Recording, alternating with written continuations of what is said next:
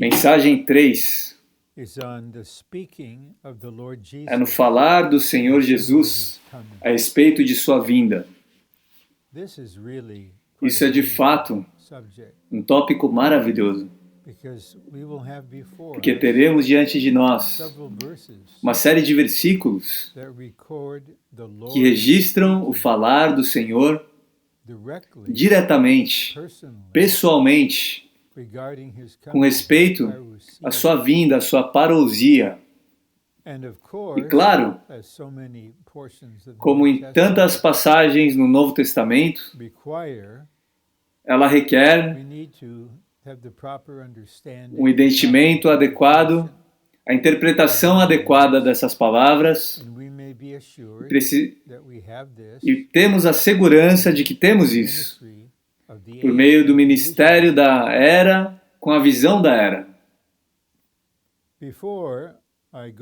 Antes de eu passar pelo esboço com vocês, eu gostaria de trazer a sua atenção duas porções do falar do Senhor no Evangelho de Lucas, a respeito do arrebatamento, da preparação dos crentes para o momento do arrebatamento, quando quer que isso aconteça. E isso certamente é muito instrutivo. E logo antes de eu começar a ler Lucas 15, eu enfatizo isso.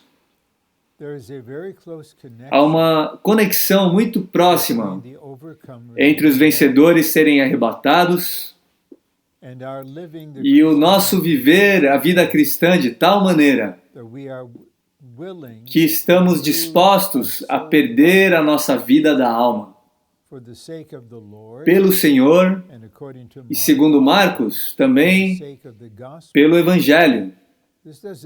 Isso não quer dizer que praticamos asceticismo, que nos privamos de uma refeição saudável que seja gostosa.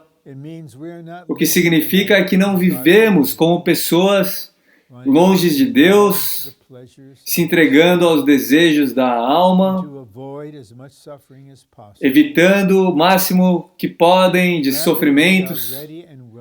Na verdade, estamos prontos e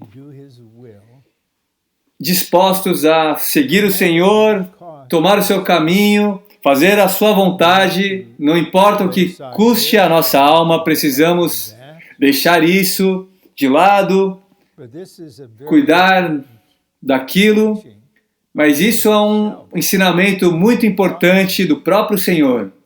Se queremos o seguir, aqueles que perdem a vida da alma da maneira que eu estou tentando descrever, negando os prazeres da alma, de modo a serem um com o Senhor e o seguirem, esses serão os vencedores, que entrarão no gozo do Senhor e salvarão a sua vida da alma, agora por 1000 anos, e terão o desfrute mais elevado. Então, Lucas, em Lucas 15 e em 21, e no capítulo 21, há um registro de algo de grande ajuda do Senhor que eu gostaria de ler e comentar brevemente. No capítulo 17, versículos 26 ao 36. Como aconteceu nos dias de Noé, assim será também nos dias do Filho do Homem. Comiam, bebiam, casavam e eram dados em casamento, até o dia em que Noé entrou na arca e veio o dilúvio e destruiu a todos. Do mesmo modo, como aconteceu nos dias de Ló, comiam, bebiam, compravam, vendiam, plantavam e edificavam. Mas no dia em que Ló saiu de Sodoma, choveu do céu fogo e enxofre, e destruiu a todos. Assim será no dia em que o Filho do Homem for revelado. Naquele dia, quem estiver sobre o terraço e tiver os seus bens em casa, não desça para tirá-los. E de igual modo, que estiver no campo, não volte para as coisas que deixou atrás. Lembrai-vos da mulher de Ló. Quem procurar preservar a sua vida da alma, perdê-la-á. E quem a perder, conservá-la-á viva. Digo-vos, naquela noite, 2 estarão numa cama. Um será tomado e o outro será deixado. 2 estarão juntas moendo. Uma será tomada e a outra será deixada. 2 estarão no campo. Um será tomado e o outro será deixado.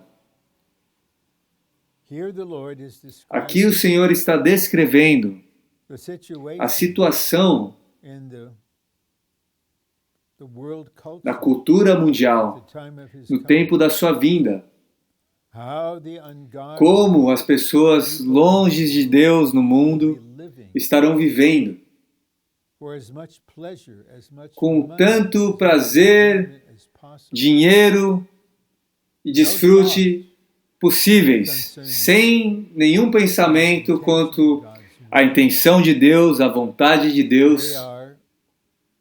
Eles estão nutrindo a sua vida da alma o tanto quanto podem. E nos Estados Unidos, tantos dos jovens afluentes, homens e mulheres, eu fiz aquilo, eu quero algo mais, eu quero desfrutar algo novo. Isso vai caracterizar a era. Assim como foi com Noé, até que. Assim como foi com Ló, até que.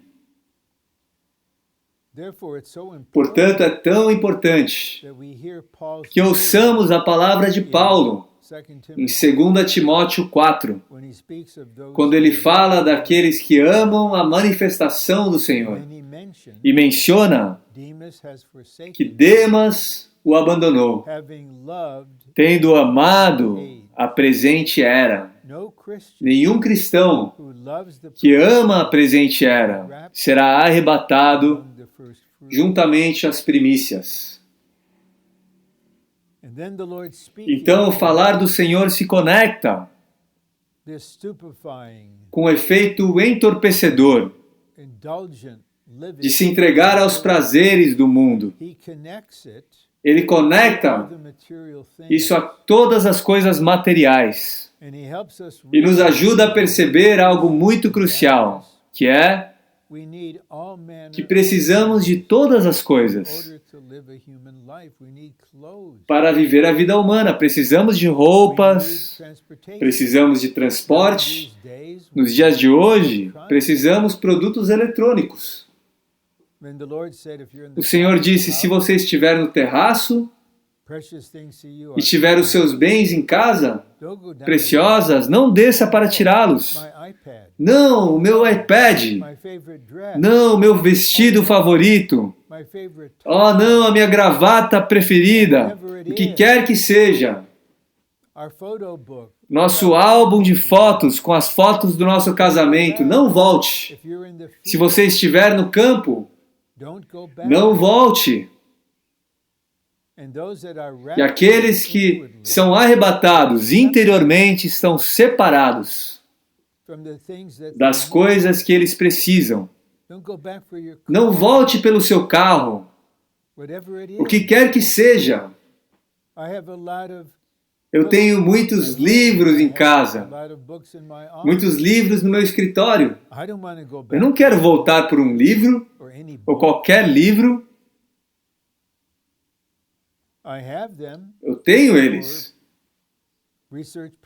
principalmente para pesquisa, mas eu não quero voltar para buscar um e ser deixado aqui na tribulação. Então o Senhor disse: lembrai-vos da mulher de Ló.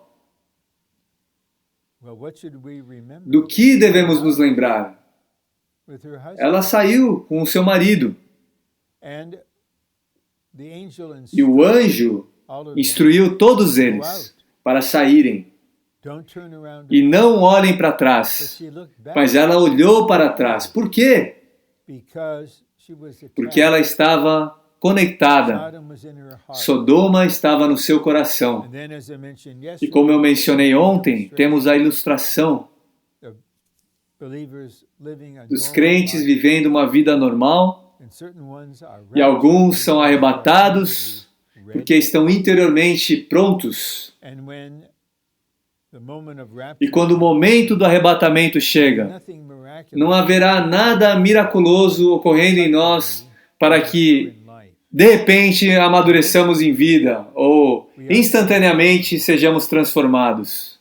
Ou, em um segundo, sejamos plenamente maduros, amadurecidos. Não. Seremos arrebatados ou não, segundo a maneira como vivemos e pelo que somos. Então chegamos ao capítulo 21 de Lucas. E vemos isso em uma perspectiva distinta. Aqui nós temos, vejamos, no capítulo 21,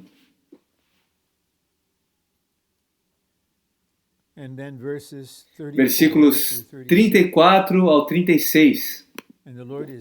O Senhor está falando acerca da situação mundial que estava ocorrendo no ambiente, e ele diz: olhai por vós mesmos, para não suceder que os vossos corações fiquem sobrecarregados com dissipação, com embriaguez. Talvez você diga: bom, eu não tenho problema com isso. Eu nem bebo. E eu não participo de festas terríveis, disso, daquilo. Bom, vamos prosseguir. E com as ansiedades da vida, as ansiedades da vida podem nos sobrecarregar. E aquele dia venha sobre vós, repentinamente, como um laço. Aqui, alguns de nós somos sobrecarregados com preocupações sobre finanças, saúde, educação universitária, isso, aquilo. Isso pode nos manter aqui, instantaneamente. Quando o arrebatamento chegar, somos sobrecarregados e não respondemos. Precisamos responder tão rápido, tão instantaneamente, quanto chegue o chamado. Versículo 35. Pois sobrevirá a todos os que habitam sobre a face de toda a terra. Vigiai, porém a todo tempo, rogando para que prevaleçais a fim de escapar de todas essas coisas que estão para acontecer e estar em pé na presença do Filho do Homem. Aqui temos uma palavra acerca de vigiar. Esteja alerta, preste atenção ao que está acontecendo ao nosso redor. Nos Estados Unidos, agora, tantas coisas terríveis, iníquas, destrutivas, odiosas estão ocorrendo. É quase impossível não prestar atenção a isso, a não ter pensamentos, preocupações, orar, buscar o Senhor. Mas talvez as coisas se acomodem. E então, essa maneira de se entregar aos prazeres de vida prevaleça. Ainda assim, precisamos vigiar com relação à situação mundial, rogando, orando, para que prevaleçamos a fim de escapar, ter a força para conquistar, escapar de todas essas coisas. Que coisas? A grande tribulação. Não devemos ficar obcecados por isso, mas a palavra do Senhor claramente diz que precisamos orar. Senhor, salva-me da hora da provação, salva-me da grande tribulação. Eu busco a Ti, eu rogo a Ti. Eu quero escapar, mas preciso prevalecer no meu lado, ser fortalecido espiritualmente. Preciso conquistar as coisas que estão me sobrecarregando, para escapar e estar de pé na presença do Filho do Homem. Essa parte do versículo 36 corresponde a Apocalipse 14, quando nos é dito que as primícias são arrebatadas aos céus, onde permanecem em pé na presença de Deus e de Cristo. Esse é o falar do Senhor aos seus discípulos, a nós.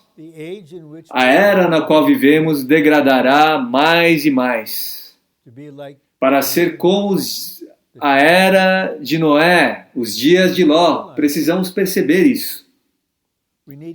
Precisamos interiormente sermos separados, mesmo das coisas que precisamos, para que nada nos sobrecarregue naquele instante. E precisamos estar dispostos a perder nossa vida da alma, com nossos prazeres naturais, egoístas, para ser um com o Senhor, servir o Senhor, seguir o Senhor, fazer a vontade de Deus, edificar a igreja, cuidar dos santos, derramar o nosso ser, dar as nossas posses, nosso tempo, o que quer que seja, e ser vigilantes sobre essa era, estar alertas. Não permita que nada o sobrecarregue. Sim, precisamos cuidar da nossa saúde. Mas não fique obcecado com isso, preocupado. Por quase 54 anos eu estive na restauração do Senhor. E sempre houve, queridos santos, ativamente promovendo um tipo de dieta, um tipo de comida, um tipo de cuidado com a saúde, tais tipos de suplementos, de vitaminas. Não vá a médicos, a hospitais, façam isso. E alguns têm sido mais zelosos em promover essas coisas que em pregar o Evangelho. Nada deve nos sobrecarregar. Ansiedades não precisam nos sobrecarregar. Cristo é a nossa moderação. Então nós oramos: Senhor, fortaleça-me para eu ser resgatado do fim dessa era. Eu oro para escapar. Senhor, especialmente eu oro. Eu quero estar lá, diante de Ti, em pé, o Filho do Homem. Agora, com essa substancial, não uma palavra introdutória, mas a primeira parte da mensagem, chegamos, creio que a 9 versículos, registrando o falar do Senhor Jesus a respeito da sua vinda. E por favor, lembrem-se, Usamos a palavra vinda porque na nossa tradução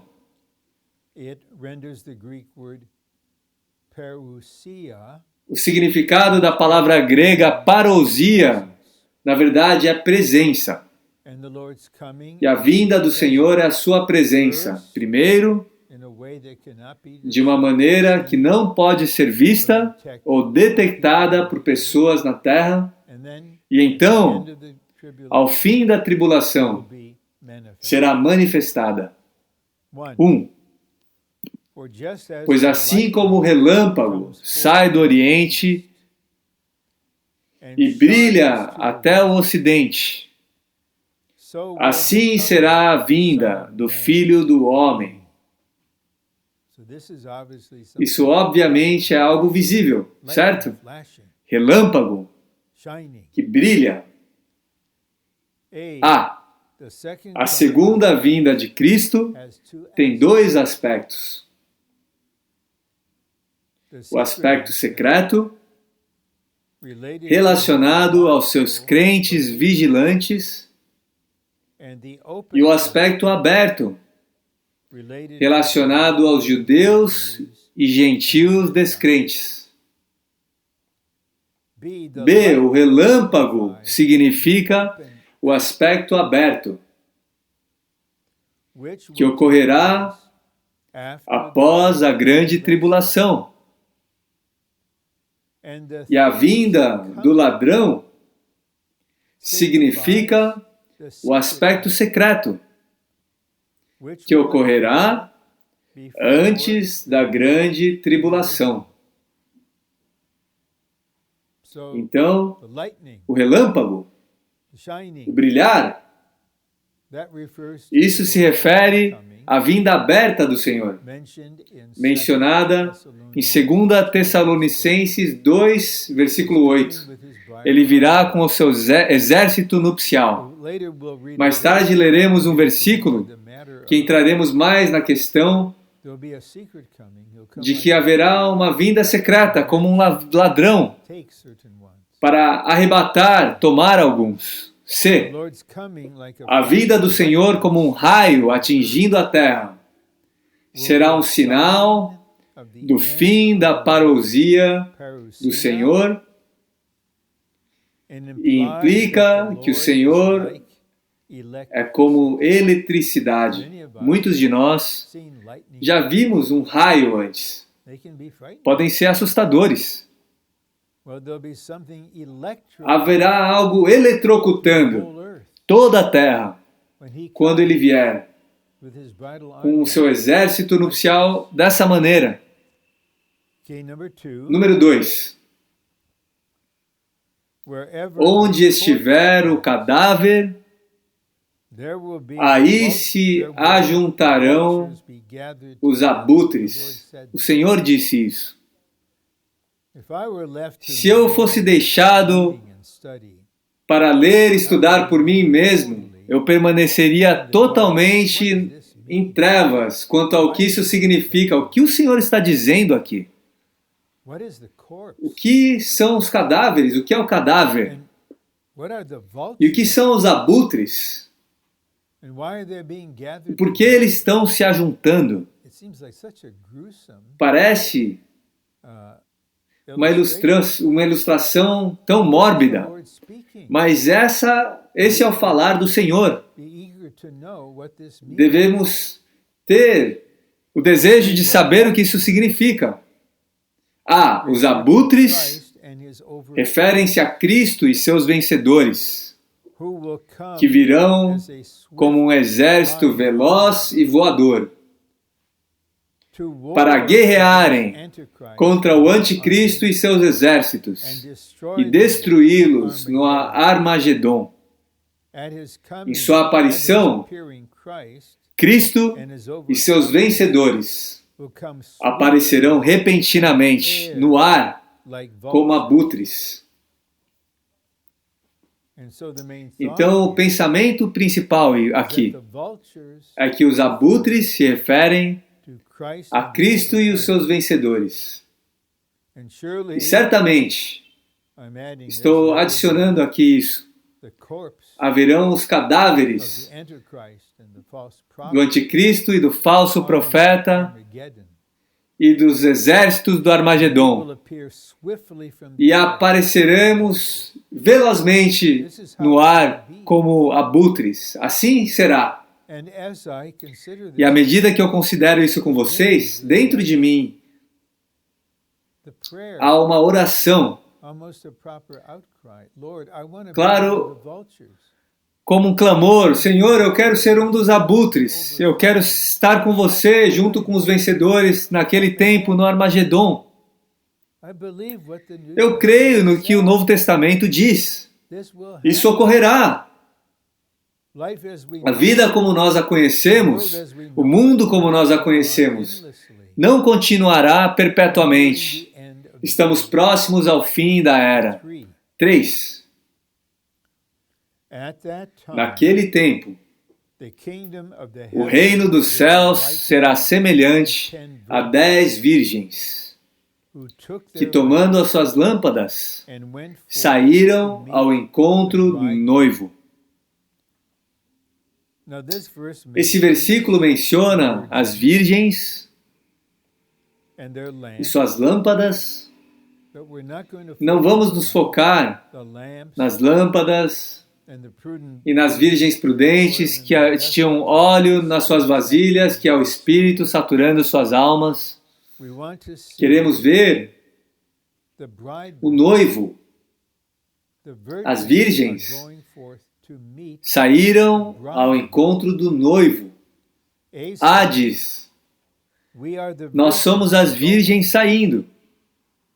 E Cristo é o noivo vindo.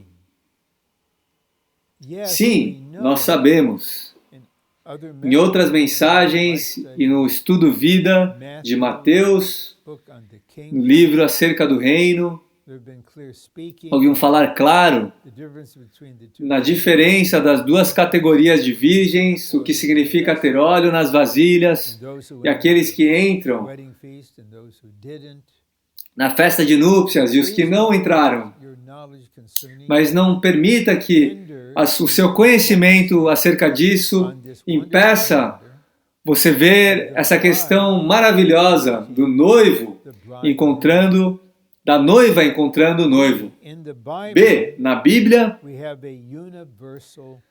temos um casal universal, o noivo e a noiva. Em sua volta, Cristo será o noivo, vindo para sua noiva. Como vocês sabem, na mensagem 6, na mensagem final da conferência Memorial Day, foi na preparação da noiva.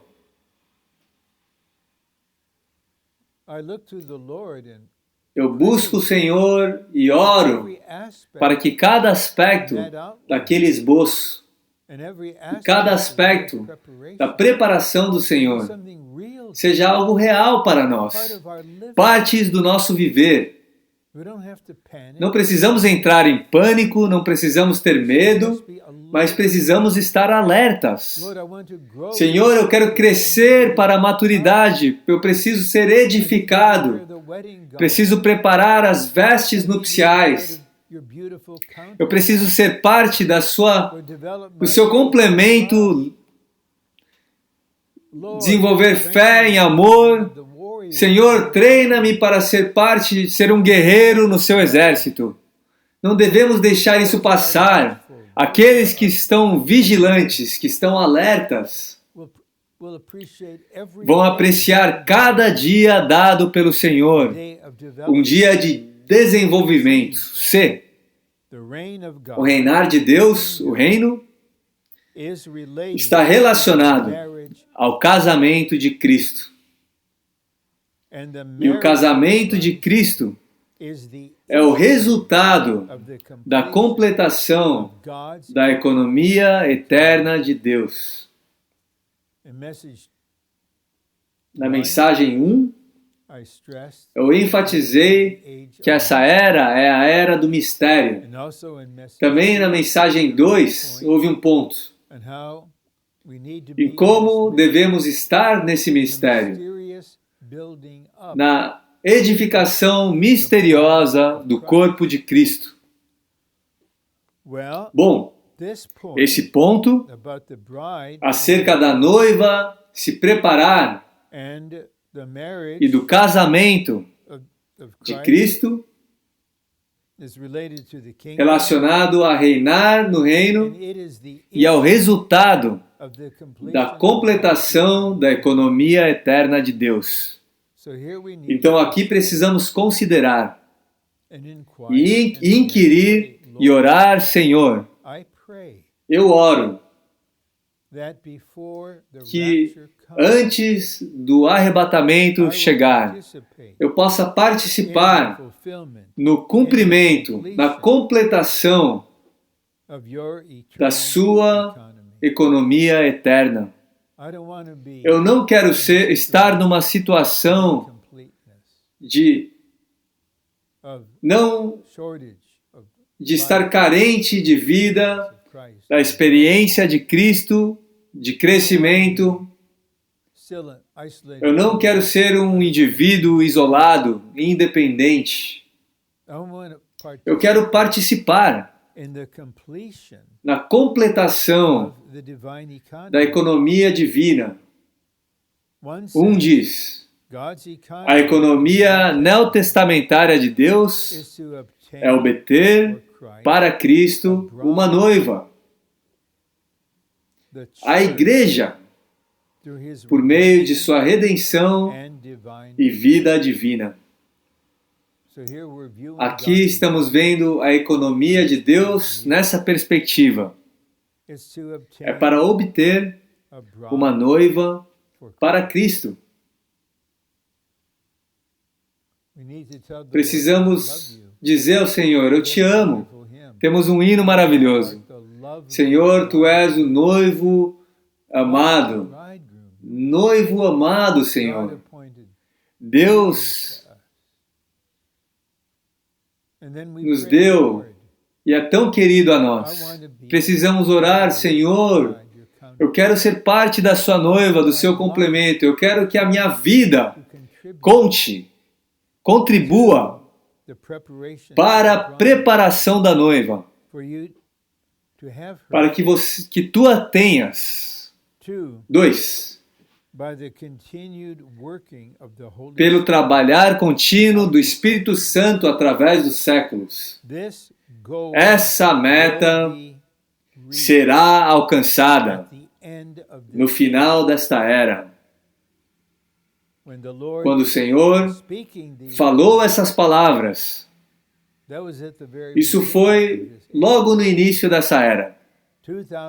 2000 anos atrás, aproximadamente. Agora, cá estamos nós. Não estamos exatamente no fim da era, não estamos nos últimos 3 anos e meio da 70ª semana, mas creio que há um sentir que estamos próximos. Isso, de fato, vai ocorrer num futuro próximo.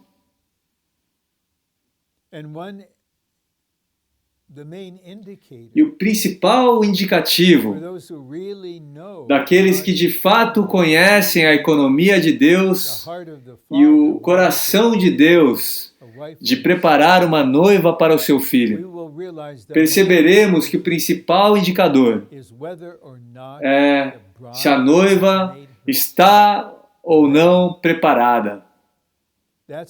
Isso está em Apocalipse 19.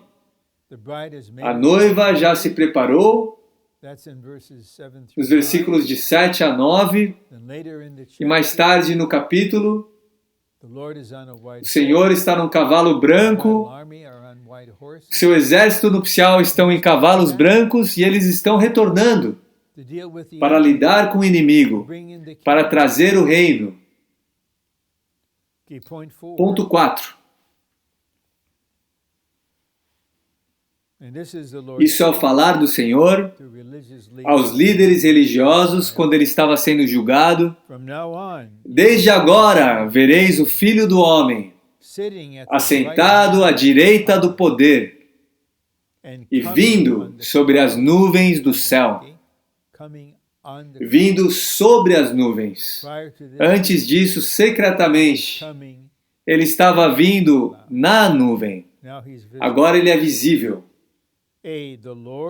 O Senhor era o Filho do Homem sobre a terra, antes de sua crucificação. Tem sido o Filho do Homem nos céus desde sua ressurreição. E será o Filho do Homem em sua volta sobre as nuvens. Ele será o Filho do Homem, o primogênito de Deus, com divindade e humanidade, e seu exército nupcial serão um exército de homens-deus, humanamente divinos, a reprodução do primeiro homem-deus, e o Filho do Homem virá. O homem deve lidar com a criatura diretamente, e o Senhor será o Filho do Homem naquela volta, assim como ele é agora. B. Para realizar o propósito de Deus e estabelecer o reino dos céus, o Senhor tinha que ser um homem.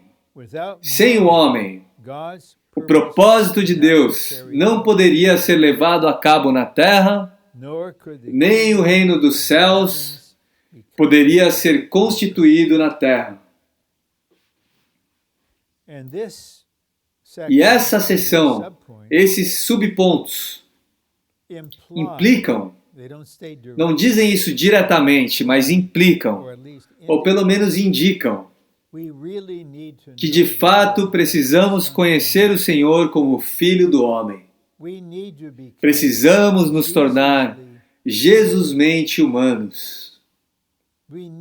Precisamos dele como nossa oferta de manjares. Precisamos ser constituídos com sua humanidade divinamente enriquecida. Ponto 5. Agora, o resto dos versículos estão em Apocalipse. E lhe darei a estrela da manhã. E o ele aqui é o vencedor. Claro, homem ou mulher. A estrela da manhã. Não o sol da justiça, mencionado em Malaquias. A vinda aberta do Senhor. Naquela vinda aberta, ele será o sol. Na sua vinda secreta, ele será a estrela da manhã. Ainda estará escuro, um pouco antes do amanhecer, mas os vigilantes estão despertos, estão alertas, estavam vigiando, e eles veem a estrela da manhã. Em sua volta, Cristo será a estrela da manhã secretamente como uma recompensa aos seus vencedores, que vigiam por sua vinda. Para todos os outros, ele aparecerá abertamente como o sol. Isso é Malaquias 4:2. 1. No reino, o Senhor aparecerá publicamente para seu povo como o sol. Antes da grande tribulação, ele aparecerá em particular para seus vencedores, como a estrela da manhã.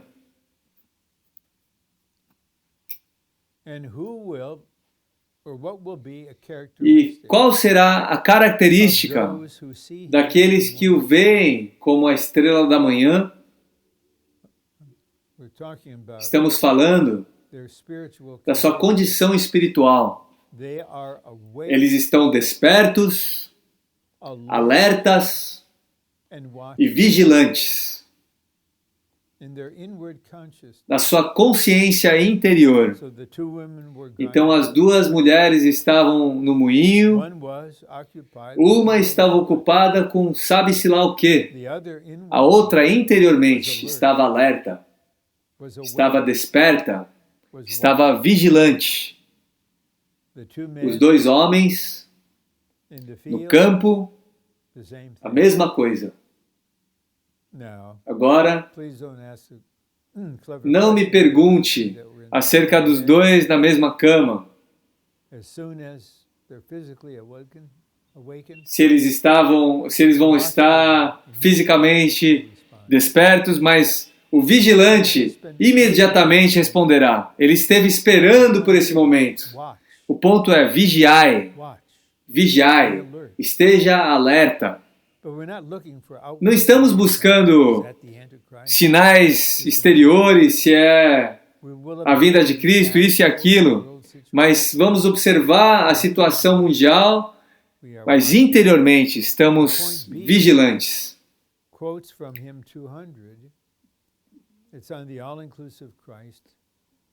No Cristo todo inclusivo, aqui, nesse caso, no ponto B, como luz, brilhante estrela da manhã. És nosso galardão. Aos que te amam, brilhas mais. Senhor, nos faz amar tal luz e em tudo ter visão. Buscar-te, estrela da manhã, velando em oração. Hino 200. Que hino maravilhoso! Cantamos com frequência. Cantamos na mesma melodia do hino 510. Ok, 6.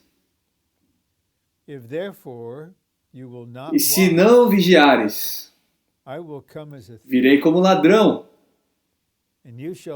e não saberás de modo algum em que hora virei sobre ti. O Senhor se iguala a um ladrão.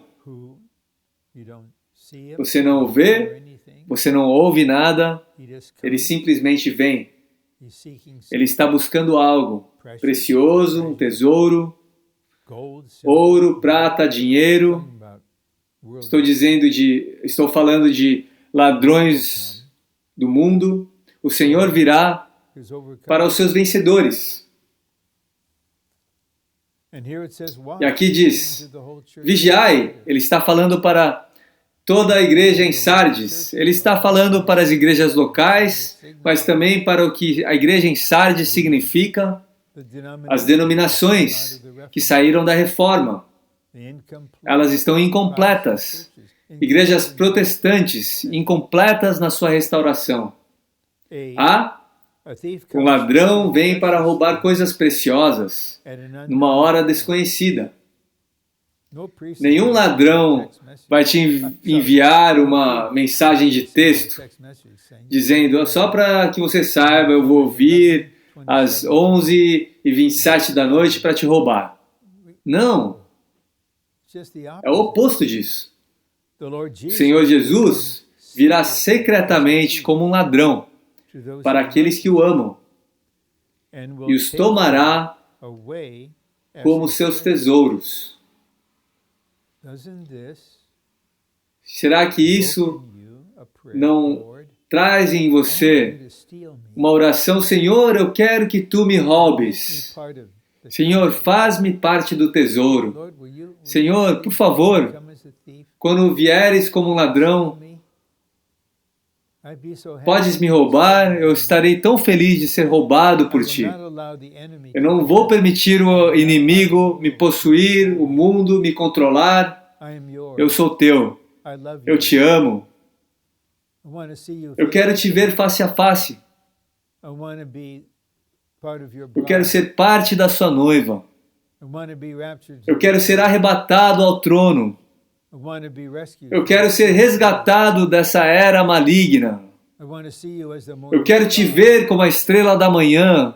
Senhor, rouba-me. E o Senhor já disse. E Ele pode indicar a nós. Então, permita-me que eu faça de ti digno de ser roubado. Que eu faça de ti meu tesouro. Que eu trabalhe as riquezas do meu ser todo inclusivo em ti, para fazer de ti um tesouro. Então eu te roubarei. Você faz a sua parte por meio da graça que eu sou para ti e por meio da vida de ressurreição que eu sou em ti, e continue vigilante esperando a estrela da manhã. Então, surpresa, você acaba de ser roubado, você acaba de ser arrebatado. Isso não soa tão doce, tão encorajador? Letra B. O Senhor Jesus virá secretamente como um ladrão para aqueles que o amam e os tomará como seus tesouros. Porque Cristo virá para roubar, entre aspas, coisas valiosas. Devemos buscar ser preciosos, dignos de sermos roubados por Ele, em sua vinda secreta. É tão encorajador. Eu não ando por aí avaliando os santos, eu não fico analisando, julgando os outros, mas algumas vezes você tem um certo sentir. Esse querido irmão, essa irmã mais idosa, desde que eu os vi da última vez, eles estão mais preciosos hoje do que antes. E tão bom que eles nem percebem isso acerca deles mesmos. Isso apenas nos toca e nos encoraja. D, um cristão normal, é alguém que é qualificado para ser roubado pelo Senhor. Então você não precisa ser super nada. Você não precisa ser usado para levantar 100 igrejas. Você não precisa ser um presbítero como os outros, e uma igreja com 10.000 santos ou nenhum número de santos.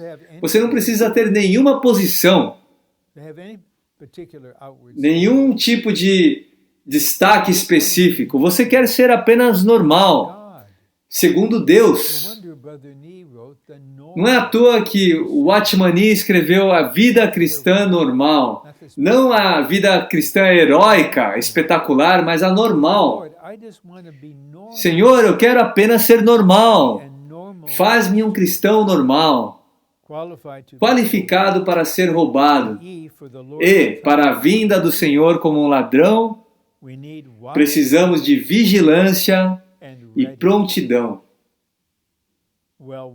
Vigilância é algo para o momento, mas prontidão envolve um processo. Você não fica pronto de repente. Você pode voltar o seu ser e agora ser vigilante, mas não podemos nos aprontar em um instante. Isso leva tempo. Agora, no ponto 7, 8 e 9,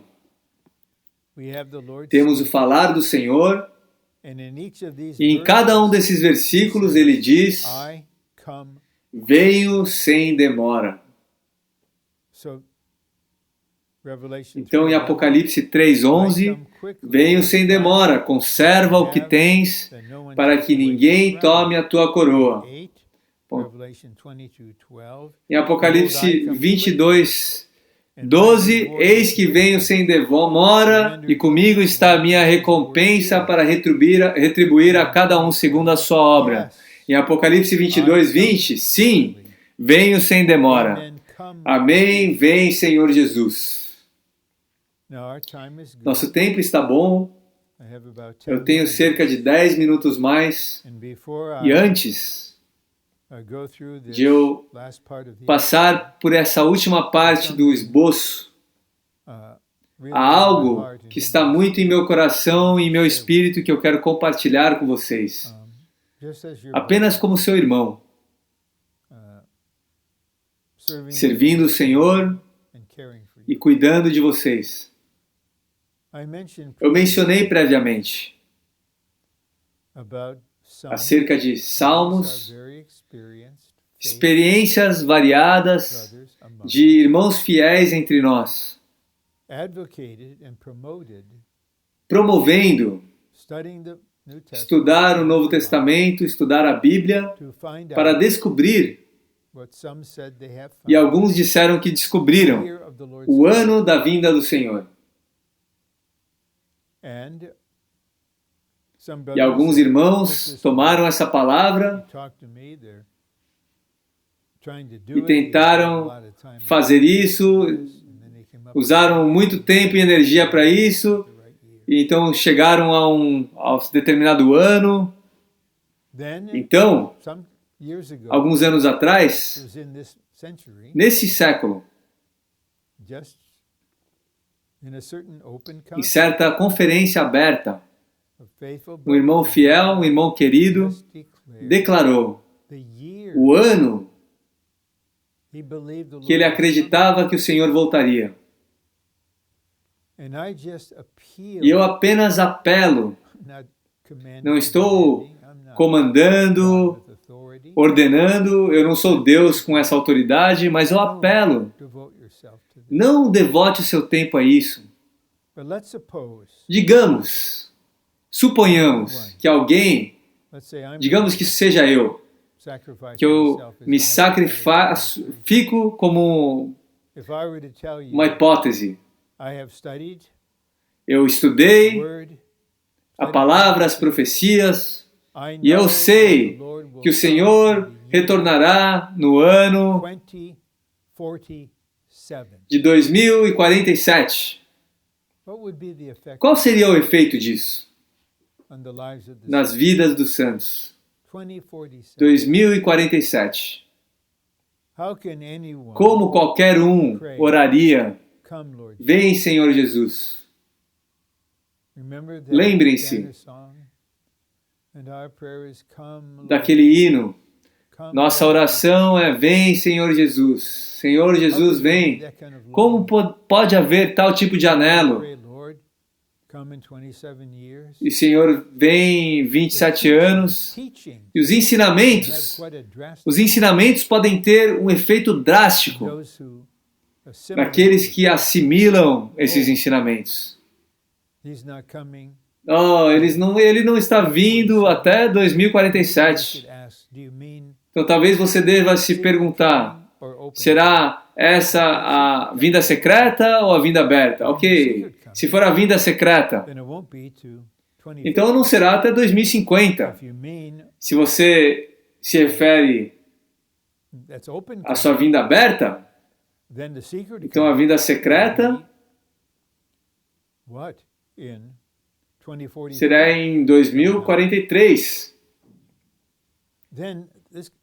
Então o inimigo pode usar isso para distrair as pessoas, ocupá-las. Eu tenho muito tempo ainda. Ninguém sabe quanto mais tempo tem sobrando. Não há nada na palavra nos falando que precisamos estudar dessa maneira. Não é nada no ministério do irmão Lee de que eu tenha ciência que nos encoraje a estudar assim. Mas há muito ministério nos ajudando a nos preparar. Então, um pouco antes de eu passar por essas sessões, eu quero enfatizar que o Senhor falou 3 vezes: venho sem demora. Venho sem demora.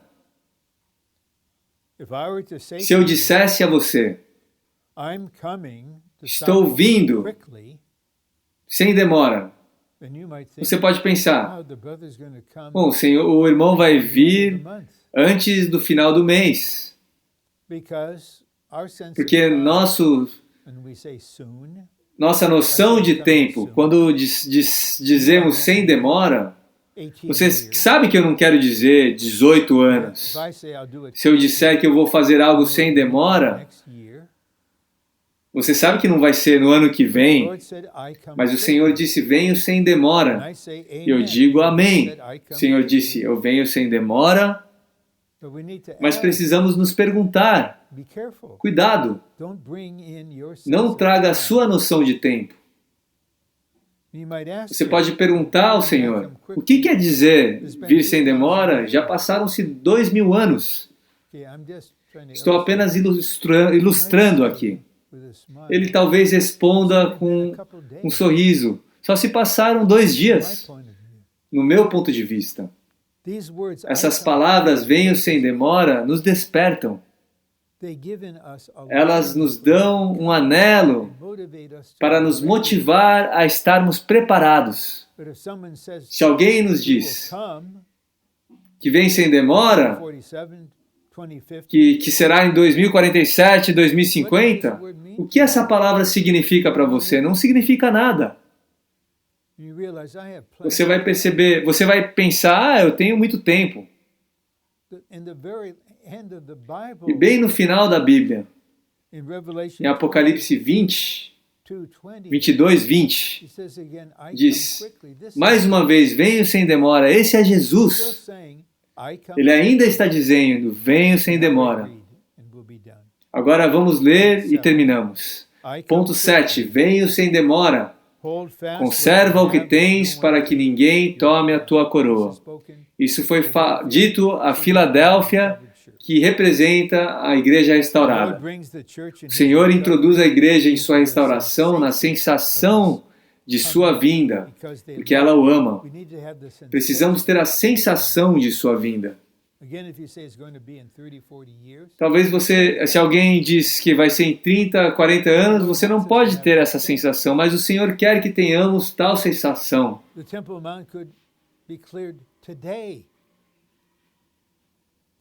O monte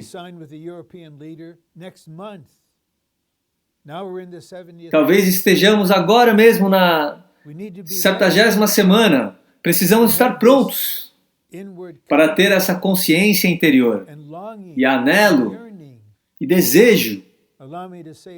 E eu quero dizer também, sob a cobertura do Senhor, repetidas vezes, eu e minha esposa oramos com esse anelo, Senhor, retorne, volte. Quanto mais tempo, termine essa era, mude essa era, traga o reino. Oramos por isso, Senhor. B. Todas as igrejas na restauração do Senhor devem amar o Senhor sob a inspiração de sua volta. Não apenas amar o Senhor da maneira que estamos acostumados, mas sob a inspiração de sua volta. C. A volta do Senhor deve ser preciosa para nós. Enquanto estamos testificando dele em sua restauração, é preciosa, é preciosa. E possivelmente em muitas famílias entre nós, as crianças especialmente, depois de seus 11 anos ou 12, são salvos, batizados. Alguns talvez mais tarde vivam em uma atmosfera, uma vida humana normal, vida familiar, tomando conta das suas responsabilidades humanas, mas há uma atmosfera da preciosidade da vinda do Senhor. Os pais não precisam ensinar isso, falar muito, é uma atmosfera. Ponto 8. Eis que venho sem demora, e comigo está a minha recompensa para retribuir a cada um segundo a sua obra. Essa é a recompensa do reino, segundo a sua obra. Não estamos buscando nenhuma recompensa nessa era.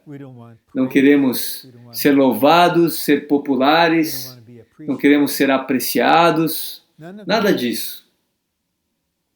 Não devemos nos comparar a outros, não. Apenas faça o que o Senhor designou a nós. Venho sem demora.